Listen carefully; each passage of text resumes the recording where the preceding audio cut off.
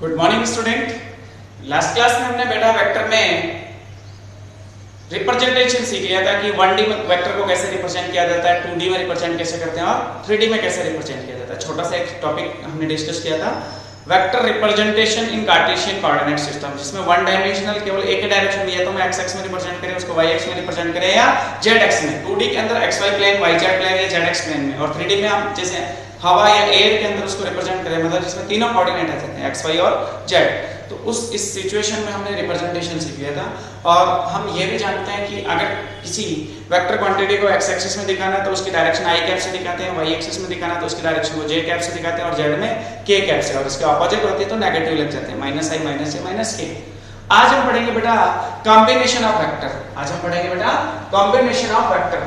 ठीक है, वेक्टर की जो है वो कॉम्बिनेशन मतलब ऐड कैसे करते हैं। ठीक है, कॉम्बिनेशन मतलब हम ऐड सब्ट्रैक्ट कैसे करें वेक्टर को।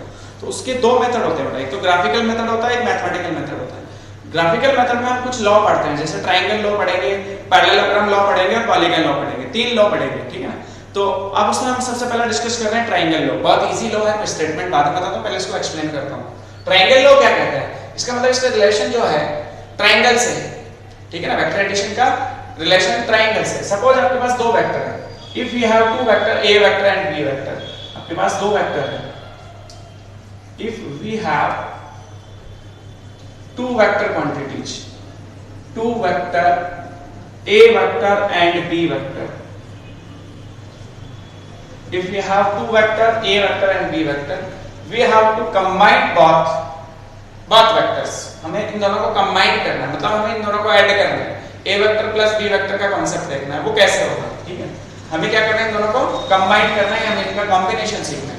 तो ट्रायंगुलर लॉ क्या कहता है, ट्रायंगल लॉ कहता है if two sides of a triangle represent in same order two vector quantities. ठीक है, दो वेक्टर क्वांटिटीज को रिप्रेजेंट करें। जैसे मान लो मैंने ट्रायंगल लिया जिसकी एक साइड ये थी PQ,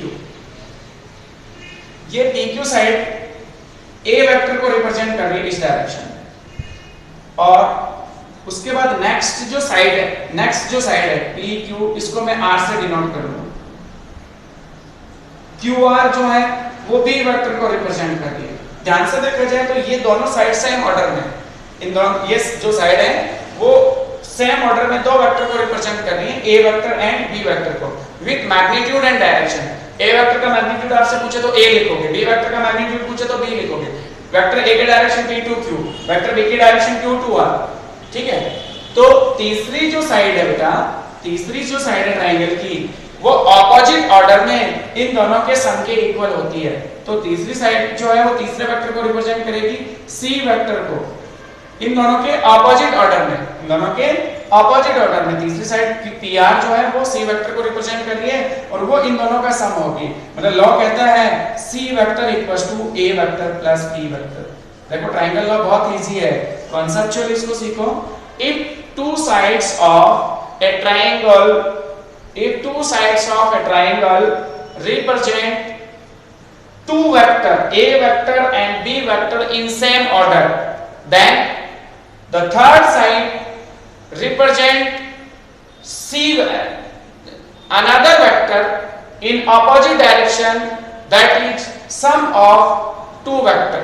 ठीक है ना, मतलब हम बोलेंगे कि तीसरी जो साइड है, मैं अब इसको हिंदी में थोड़ा सा एक्सप्लेन करता हूं कि मान लो ट्रायंगल की दो साइड PQ एंड QR दो वेक्टर को रिप्रेजेंट करें सेम ऑर्डर में। सेम ऑर्डर का मतलब डायरेक्शन देखो, ठीक है ना, इसका हेड और इसका टेल जहां मिलते हो वो ऑर्डर सेम, मतलब हेड और टेल मिलेंगे तो ऑर्डर सेम होगा, हेड या टेल मिलेंगे तो ऑपोजिट ऑर्डर होगा। ठीक है, तो जैसे देखो इन दोनों के टेल मिल रहे हैं, इसका मतलब ऑपोजिट ऑर्डर में, तो इन दोनों का सम जो है वो तीसरी साइड से रिप्रेजेंट किया जाएगा C वेक्टर से, और वो इन दोनों के ऑपोजिट ऑर्डर में होगी। Then C vector equals to A vector plus B vector, C vector equals to A vector plus B vector. तो कांसेप्ट आपको समझ में आ गया। इफ दोबारा से रिप्रेजेंट करते हैं, या दोबारा से मैं इसको एक्सप्लेन करता हूं। If two side of a triangle represent two vectors in same order A vector and B vector, then third side of triangle represent the sum of two vector in opposite order। ठीक है, तीसरी side जो है वो opposite order में इन दोनों का sum होती है, जिसे हम लिखेंगे c vector equals to a vector plus b vector. This is called triangle law, this is called triangle law. Statement अच्छे से क्लियर हो गया, आपको लॉ भी समझ में आ गया कि दो साइड दो वेक्टर को रिप्रेजेंट कर रही है सेम ऑर्डर में, तो तीसरी साइड हमेशा ऑपोजिट ऑर्डर में इन दोनों के सम के इक्वल होती है। तीसरी साइड पे जो हम वेक्टर रिप्रेजेंट कर रहे हैं c वेक्टर, वो ऑपोजिट ऑर्डर में इन दोनों के सम के इक्वल होती है। चलिए अब देखो इसके कुछ एग्जांपल की बात करते हैं। ये तो हमने लॉ सीख लिया, जैसे मान लो मैं एक एग्जांपल लूं, मैंने a वेक्टर ऐसे रिप्रेजेंट किया, मैंने b वेक्टर ऐसे रिप्रेजेंट कर लिया और मेरा c वेक्टर इस डायरेक्शन में है। अब बताओ ट्रायंगल लॉ से c वेक्टर की वैल्यू कितनी होगी, हमें फाइंड आउट करना है c वेक्टर या जो भी रिलेशन आ रहा है। तो ध्यान से देखो, लॉ तो कहता था कि दो वेक्टर सेम ऑर्डर में होने चाहिए, दो साइड सेम ऑर्डर में होनी चाहिए, तो ये तो सेम ऑर्डर में है ही नहीं, बट ये दोनों है, इसकी डायरेक्शन ऐसे इसकी डायरेक्शन ऐसे, मतलब ये दोनों सेम ऑर्डर में, तो c vector plus b vector ये ऑपोजिट ऑर्डर में है, a वेक्टर के इक्वल होना चाहिए, c vector plus b vector equals to a vector होना चाहिए। कॉन्सेप्ट क्या कहता है, c vector equals plus b vector equals to a vector using triangle law. Using triangle law दो साइड सेम ऑर्डर में दो वेक्टर को रिप्रेजेंट कोई सी भी हो सकती है, कैसे भी हो सकती है, कोई फर्क नहीं पड़ता। तो आपने देखा ये और ये सेम ऑर्डर में और ये इसका ऑपोजिट ऑर्डर में, तो इन दोनों का सम इसके इक्वल होना चाहिए according to law. According to law यही होना चाहिए कॉन्सेप्ट, तो हमने वही लिखा। अब सपोज मुझे c वेक्टर फाइंड आउट करना है, तो मैं b वेक्टर को उधर ले जाऊंगा ट्रांसफर करके, तो वो माइनस में आ जाएगा a vector minus b vector, ये इसका आंसर। या फिर आप इस लॉ को दिमाग में फिट करके कि मुझे तो यही साइड लेनी है सेम ऑर्डर में, तो अगर इन दोनों का ऑर्डर सेम करना है तो इसको ऑपोजिट कर लो। आपने ऑपोजिट वेक्टर फर्स्ट क्लास मतलब वेक्टर जब स्टार्ट किया था तब हमने ऑपोजिट वेक्टर सीखा था कि दो वेक्टर क्वांटिटीज होती हैं, वो ऑपोजिट वेक्टर कब होंगी या दो वेक्टर ऑपोजिट कब होंगे, जब उनका मैग्नीट्यूड सेम और डायरेक्शन ऑपोजिट। अगर मैं इसकी डायरेक्शन को ऑपोजिट करूं तो b वेक्टर की जगह क्या लिखूंगा, माइनस b वेक्टर, मतलब इसका इक्विवेलेंट देखूं मैं तो मैं ऐसा देख सकता हूं ये a वेक्टर, अगर मैं इसकी डायरेक्शन को चेंज कर दूं, जस्ट इधर थी हम इसको उस तरफ लूं, तो इस तरफ लेते ही b वेक्टर क्या बन जाएगा बेटा, minus b vector, opposite vector वाला कांसेप्ट। और c वेक्टर जैसे था वैसे ले लो। अब आप इस कांसेप्ट को यूज करो, ये दोनों सेम ऑर्डर में या ऑपोजिट ऑर्डर में, दोनों का सम इसके इक्वल, तो a वेक्टर प्लस और minus b vector, a minus b vector equals to c vector, वही आंसर है, कोई चेंज नहीं है। और ऐसे कुछ एग्जांपल और देखो, आपने c वेक्टर ऐसे ले रखा है, आपने a वेक्टर ऐसे ले रखा है और b वेक्टर ऐसे ले रखा है, बताओ यूजिंग ट्रायंगल और c वेक्टर क्या होगा। तो ध्यान से देखो, इन दोनों का ऑर्डर सेम है, इसका c वेक्टर और a वेक्टर का ऑर्डर सेम है, तो c vector plus a vector equals to क्या होना चाहिए, b वेक्टर। b ये ऑपोजिट ऑर्डर में, तो c vector plus a vector equals to b vector. हमें तो c वेक्टर चाहिए तो मैं a को उस तरफ ले जाऊंगा, c vector equals to b vector minus a vector, ये आपका फाइनल आंसर है। c vector equals to b vector minus a vector, ठीक है। और क्वेश्चन सोचो, जैसे मान लो ऐसे हो, a वेक्टर इस डायरेक्शन में, b वेक्टर भी इसी डायरेक्शन में और c वेक्टर भी इसी ऑर्डर में, मतलब तीनों वेक्टर सेम ऑर्डर में है। आपको c वेक्टर चाहिए तो आपका कॉन्सेप्ट क्या कहता है, या तो इसको अपोजिट करो, इसको अपोजिट करोगे तो क्या लिखोगे, माइनस c वेक्टर, या तो मैं इसको ऐसे लिख लूं, ये a वेक्टर सही था, ये b वेक्टर भी सही था, तो अगर मैं c को अपोजिट करता हूं, इस डायरेक्शन में लेता हूं तो क्या लिखूंगा, माइनस का c वेक्टर, माइनस का c वेक्टर यूजिंग लॉ कह रहा है a vector plus b vector, a vector plus minus को चाहूं तो मैं इधर ला सकता हूं, बाकी ये भी आंसर सही है, ठीक है। या फिर मैं इसको देखो इसी से सोचूं, ये नहीं बनाऊं, मैं लिखूं इसको a vector plus b vector plus c vector equals to 0। अब आपको c चाहिए तो इन दोनों का आप उस तरफ लाओ, यही आंसर है, ठीक है। या c को इस तरफ ले आओ तो minus c vector equals to a vector plus b vector. क्या triangle law using graphical method, triangle law of graphical method समझ में आया। Triangle law of graphical method बहुत इजी था। ट्रायंगल को ध्यान में रखना है, अगर दो वेक्टर किसी ट्रायंगल की दो साइड को सेम ऑर्डर में रिप्रेजेंट करें तो तीसरी साइड इन दोनों के सम के इक्वल होगी, या तीसरी साइड पे जो हम वेक्टर रिप्रेजेंट कर रहे हैं वो ऑपोजिट ऑर्डर में इन दोनों के सम के इक्वल होता है, ठीक है। ये लॉ था, बहुत इजी था बेटा कॉन्सेप्ट, कहीं कोई समस्या नहीं आएगी। अब चलो नेक्स्ट, पैरेललोग्राम लो। कौन सा लो बेटा, पैरेललोग्राम लो, वो भी इजी है। पैरेललोग्राम लो देखो बेटा बहुत इजी है, इससे भी हम वेक्टर एडिशन ही देखते हैं। देखो ट्रायंगल लॉ से हमने दो वेक्टर का एडिशन किया, पैरेललोग्राम से भी हम यही कॉन्सेप्ट देखेंगे कि अगर दो वेक्टर का सम करना हो यूजिंग पैरेललोग्राम लो, उसके ग्राफिकल मेथड से देख रहे हैं, ठीक है, इसका मैथमेटिकल मेथड भी देखेंगे तो कैसे करना होता है, ठीक है। पैरेललोग्राम आपने देखा है कि दो vector, if two vector represented by two adjacent side of parallelogram, then the diagonal of these parallelogram represent combination of two vector. ठीक है, देखो कैसे आपने इस डायरेक्शन में एक वेक्टर को रिप्रेजेंट किया।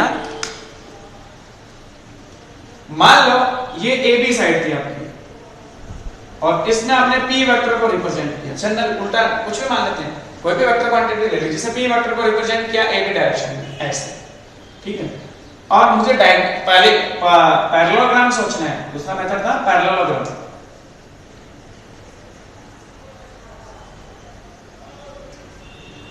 पैरेललोग्राम लो। ठीक है, तो ध्यान से देख बेटा, मैंने क्या किया, दूसरा जो वेक्टर रिप्रेजेंट किया है वो पैरेललोग्राम की दूसरी एडजेसेंट साइड, इसको मैंने AP बोला, इसको मैंने C बोल दिया। इधर मैंने रिप्रेजेंट किया Q vector.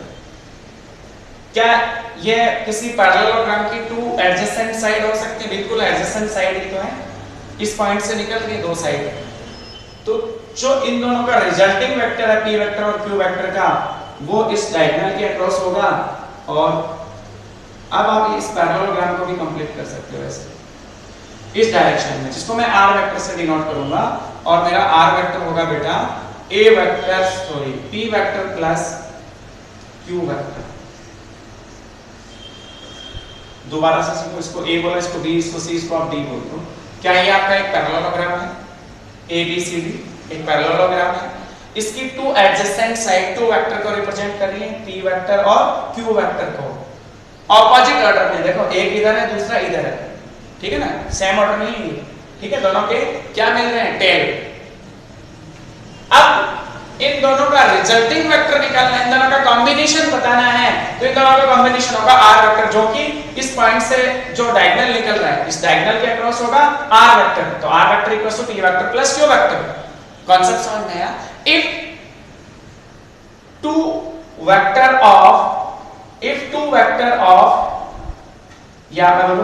vector represented by two adjacent side of parallelogram, then resulting vector of these vector is represented by diagonal of this parallelogram।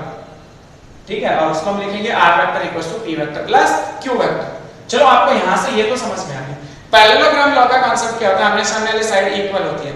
जैसे आपने ये P वेक्टर ले रखा है, तो ये भी आपका P वेक्टर इसी डायरेक्शन में होगा। P वेक्टर की डायरेक्शन A to B है, तो इधर C to D होगी। Same direction, same magnitude. इसको आपने Q वेक्टर ले रखा है, तो इस डायरेक्शन में आपका Q वेक्टर भी होगा। अब आप देखो, मैं ट्रायंगल लॉ से भी इस कांसेप्ट को निकालता हूं। यूजिंग ट्रायंगल ABD, इस ट्रायंगल को ध्यान से देखो। ये जो है AB वो P वेक्टर को रिप्रेजेंट कर रहा है, BD आपका Q वेक्टर। क्या ट्रायंगल में दोनों जो साइड है वो सेम ऑर्डर में है, या दोनों वेक्टर सेम ऑर्डर में रिप्रेजेंट किए जा रहे हैं? तो इन दोनों का सम ऑपोजिट ऑर्डर में, R वेक्टर की डायरेक्शन इधर, इसके इक्वल। तो बिल्कुल सही कह रहे हैं हम। R वेक्टर इक्वल्स टू क्या होगा बेटा? P vector plus Q vector. ये ट्रायंगल लॉ से भी हमने सीख लिया। तो हमने प्रूव कर लिया इस चीज को कि अगर मैं ट्रायंगल लॉ से भी कांसेप्ट निकालूं, तो ट्रायंगल लॉ से भी हम लिख सकते हैं इसको। तो देखो इस ट्रायंगल में आपने देखा कि ये दोनों वेक्टर सेम ऑर्डर में और ये ऑपोजिट ऑर्डर में, तो इन दोनों का सम R वेक्टर के इक्वल होना चाहिए using law of triangle. Concept यही था। आप इस वाले ट्रायंगल से भी ध्यान से देख लो, ये और ये सेम ऑर्डर में, ऑपोजिट ऑर्डर में, इन दोनों का सम R वेक्टर के इक्वल। इन दोनों का सम जो है वो R वेक्टर के इक्वल, और वही आ रहा है R vector equals to P vector plus Q vector. ठीक है, तो ये हमारा सेकंड था बेटा parallelogram law using graphical method. बहुत आसान था, कुछ भी टफ नहीं। आपको ये ध्यान में रखना है कि दो जो वेक्टर हम ले रहे हैं वो पैरेललोग्राम की दो एडजेसेंट साइड होनी चाहिए। ऐसा नहीं कि आपने इसको P वेक्टर लिया और इसको आपने Q वेक्टर मान लिया, या आपने इसको Q वेक्टर लिया। एडजेसेंट साइड को रिप्रेजेंट करना है। एडजेसेंट साइड दो वेक्टर को रिप्रेजेंट करती है, तो रिजल्टिंग इन दोनों का रिजल्टिंग वेक्टर हमेशा डायगोनल वेक्टर होगा, जिसको हम R वेक्टर से डिनोट कर लेंगे।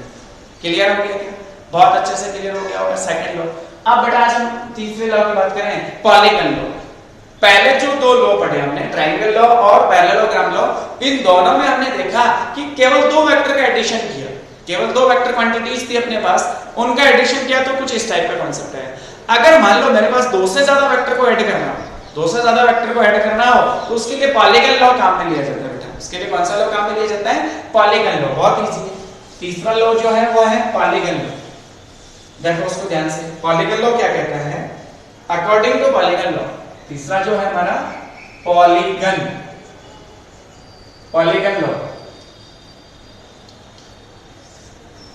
ध्यान से देखो, पॉलीगन मतलब दो से ज्यादा वेक्टर को ऐड करना है, और पॉलीगन का मतलब जैसे ट्रायंगल के बाद स्क्वायर के बाद पेंटागोनल, ठीक है, हेक्सागोनल, इस टाइप के पॉलीगन की बात कर रहे हैं जिसमें बहुत सारे वेक्टर को रिप्रेजेंट कर रहे हैं। इस लॉ के अकॉर्डिंग जैसे पॉलीगन की एक साइड मान ली मैंने, ये इसको मैंने ए बी से डिनोट किया, ए बी, पी वेक्टर को रिप्रेजेंट कर दिया। दूसरा बी सी, ये जो है वो क्यू वेक्टर को रिप्रेजेंट कर दिया, ठीक है ना, कुछ भी ले लो। उसके बाद मैंने तीसरा जो पॉलीगन की साइड ली डी सी डी, सपोज ये आर वेक्टर को रिप्रेजेंट कर रही है इसी ऑर्डर में, ठीक है। फिर फोर्थ मैंने ले ली C D E, P Q R S, P Q R, ये एस वेक्टर को रिप्रेजेंट कर रही है इसी ऑर्डर में, इसी डायरेक्शन में, ठीक है ना, कुछ भी ले लो।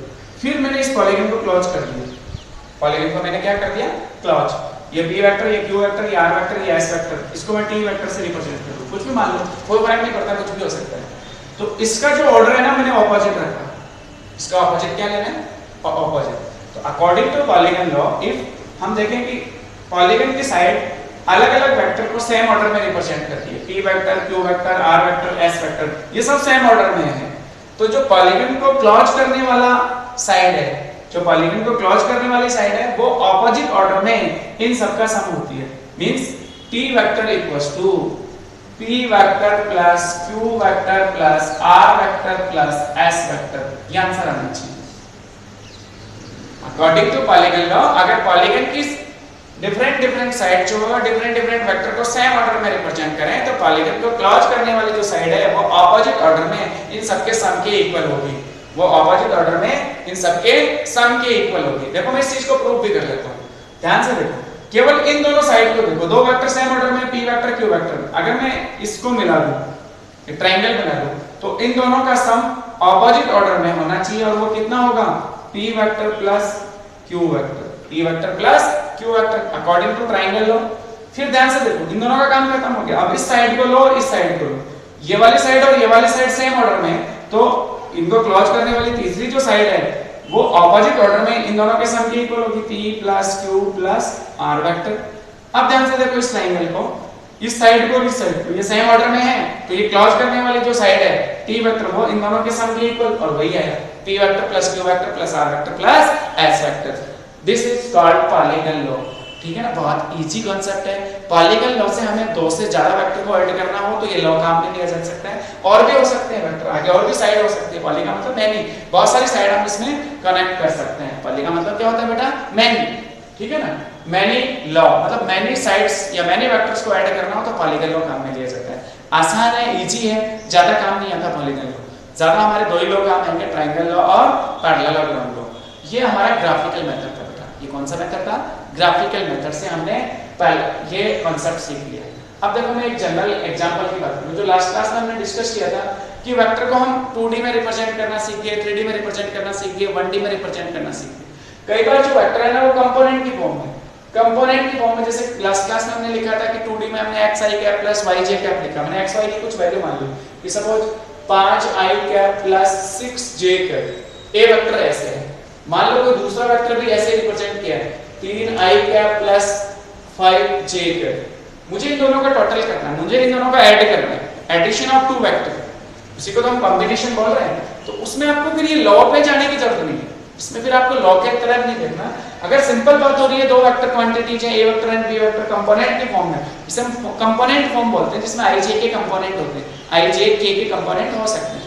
मान लो मुझे a vector plus b vector करना है, जो कि रिजल्टिंग c वेक्टर के इक्वल है, a vector plus b vector करना है, तो इन दोनों का टोटल करना है, तो c वेक्टर इक्वल्स टू इन दोनों का टोटल देखो, a वेक्टर की जगह क्या पुट कर लेंगे, 5i cap plus 6j cap, बीच में क्या आ जाएगा, प्लस का साइन।